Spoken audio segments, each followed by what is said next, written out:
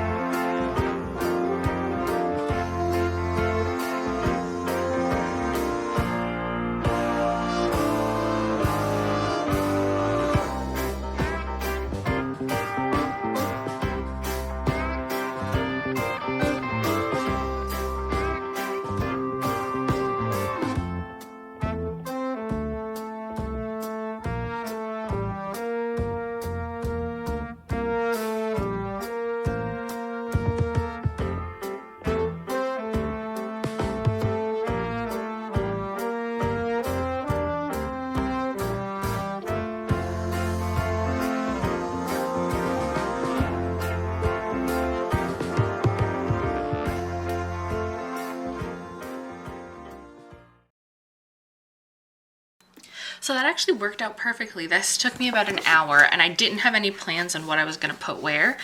But I'm going to show you what I have done, and then I have a goals section, and I want to do that in a separate video. So this is my bullet journal setup so far.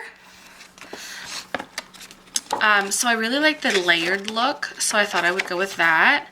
Just a simple 2022 and the word extension, which is my word of the year. And the extension is a noun. The definition is a part that is added to something or to enlarge or prolong it, a continuation. And that was the point of this word.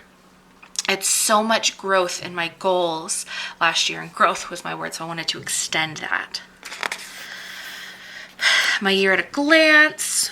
I decided, like with florals and rainbow for like this, and then I decided for my future log to put 12 months. Now this is going to be June to December, but I wanted to put the first 3 months of the next year so I can look at it.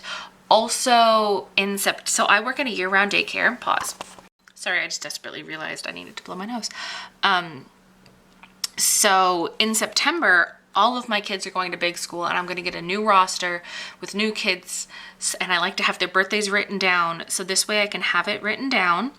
My kids' birthdays that are going to be there in June, July, and August are written on here. They're just their initials. And then I have, you know, my co-teach workers and all that other stuff. Quick year at glance, that comes in handy. Weather tracker. I really like how I did this.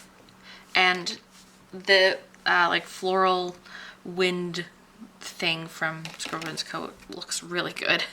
Not Scribble Prints Co., Winterfield Studios. And then for chores, I started doing this, listing it, and then I realized one thing I liked about chores section in my other bullet journal is that I could check it off. So this is for every week in June through December. One for the month for June to December. Biannually, I usually do biannual things in June and in January, so I only have one, and then annually throughout the year. I did already do my rugs. I just need to do a planner declutter, which I just did, a kitchen declutter, and other declutter. So basically when I do a declutter, I do an overview of everything that I have to see what I want to get rid of. I really just need to go through my teaching stuff and my clothing, and I think that's it, and then I can check that off. And then you might have noticed I added stuff. So on top, I moved dishes and laundry to daily because I'm noticing I'm doing it more frequently, like multiple times a week. So I just moved that to daily.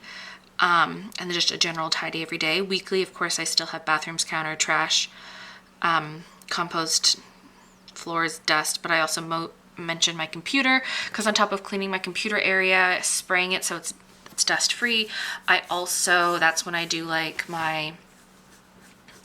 I do an optimization of my hard drive every week and performance stuff through Norton. And then biannually, I did just have windows, lights, heat pump, shower curtain, and Brita, but I also put it in fridge/freezer and cabinet. Part of my goals, if you watch my Moxie Life videos, is that I have a monthly declutter/cleaning list, and that's actually 2 things that I do have every 6 months. So I figure I might as well put that in there. And yeah, so then books, I had an idea for this. So I don't read that often. I want to read more. So what I have here is 6 spaces. I'm going to write the day I start it and the day I end it. And then I'll just write the date, the book in here, and then I'll color it in when it's done. Savings, my idea is that like, I'll just take this stuff and put it in take money and put it in savings. And I gave myself an example. I did put money in. It was a little over $1, but there. And my whole point with this stuff is that I want it to be, and it might not be weekly, I'm gonna fill this really quickly, but I purposely put this in so I could have a spread that I knew I filled. Because usually when I do savings, it'll be like $100 on payday, like $50 on payday, which I'll just add so much until I get to whatever I want. So then I have my weight loss tracker, and instead of putting goals, I put in dates. So I'll write my weight in here, And then for my weight loss plan, I put in 4 categories: exercise, food, motivation, and if I mess up / gain. So exercise, I want to work out at least 11 minutes a day. That's around how much I can get, because like I said, I've mentioned before, I have chronic illnesses that affect how my sweat and when I get in the fat burning zone, and it's not psychosomatic, meaning in my head, and it's an anxiety reaction.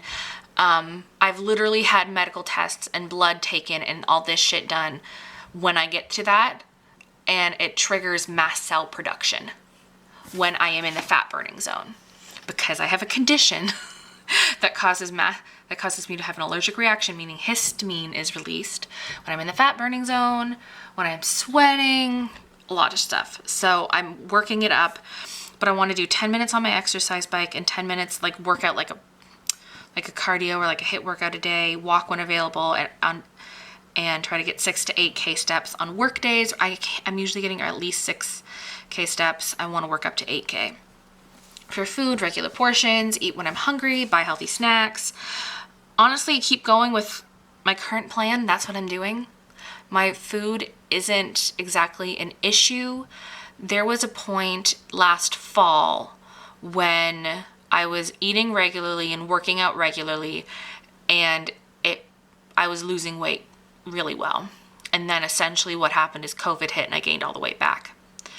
And I haven't been able to work out as much because that chronic illness was completely set back, because it's one of those things where you have to do it every day or you can't do it. So I just have to get working out, and I can hopefully lose that 20 pounds again. My motivation, I wrote, it's okay to miss a day, but try to keep going every day. Think of how happy we will be when we can move better with the kids and my Disney trip. And for if I mess up / gain, it's okay. Think about how I got off track and then let it go. Mistakes happen. So basically, what I mean for the second one is I'll think, okay, what happened this week that changed? Because a huge aspect with me is like I don't count calories, because that triggers my obsessive compulsive disorder.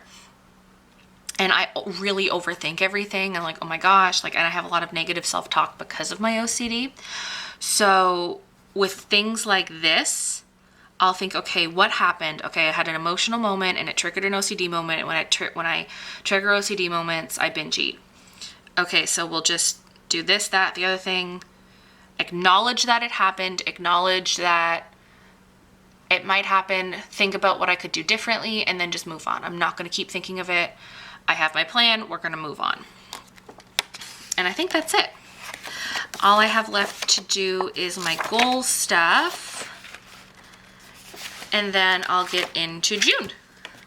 So yeah, if you like this video, please give it a like, share, thumbs up, and all that up with blue, and I'll see you later. Bye.